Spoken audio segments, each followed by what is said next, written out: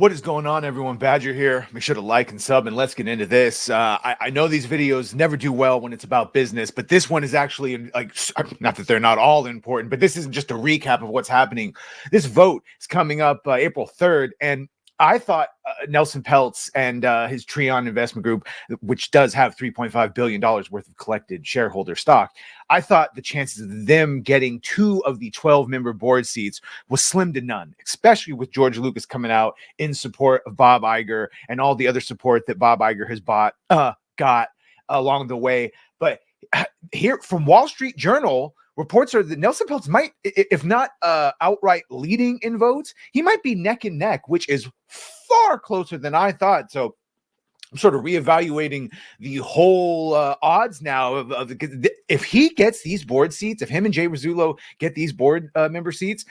Ooh, that could indeed be an interesting game changer for Disney. And so let's get into this. A new report from the Wall Street Journal is a game changer going into the Wednesday Disney shareholder meeting. The Wall Street Journal, which obviously all the media is captured, but the Wall Street Journal has some respectability still, I believe. Wall Street Journal is reporting that Nelson Peltz may have a lead in votes as final ballots are turned in from across the spectrum of Disney shareholders, though exact numbers have not yet been provided, and the majority of votes may still be outstanding. Right, they could get, as Gary points out, they could get a ballot dump in the middle of the night, a 3 a.m. ballot dump, but the exact numbers have not yet been provided, and the majority of votes may still be outstanding. The idea that Peltz is currently in the lead is a shockwave across the industry, certainly surprising me.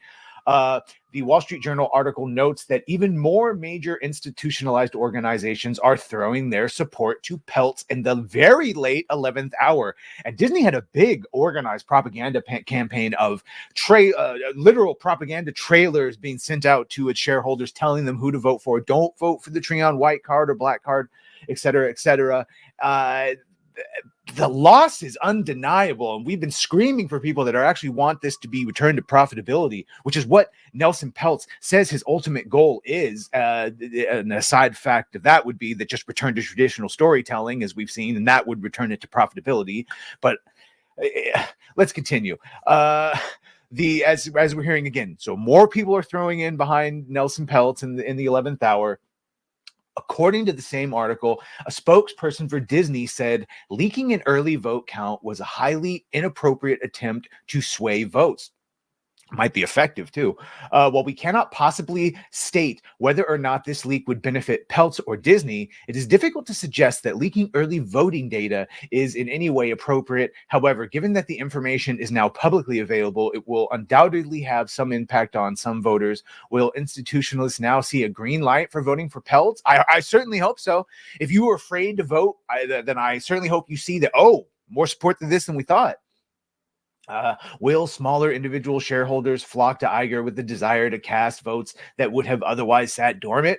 One thing for sure, most pundits likely thought that Nelson Peltz had a very small outside chance of getting on the Disney board of directors. Now, though, Jay Rizzullo remains a long shot. Peltz is neck and neck. If he does manage to get on the board, the response from Disney CEO Bob Iger, who has fought vigorously to stop Peltz, will be very interesting thing to see. Oh, yes, it will.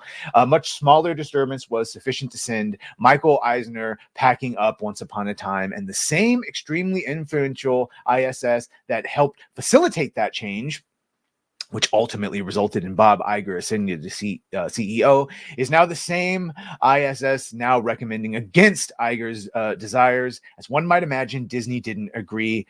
And here's the final words for Disney.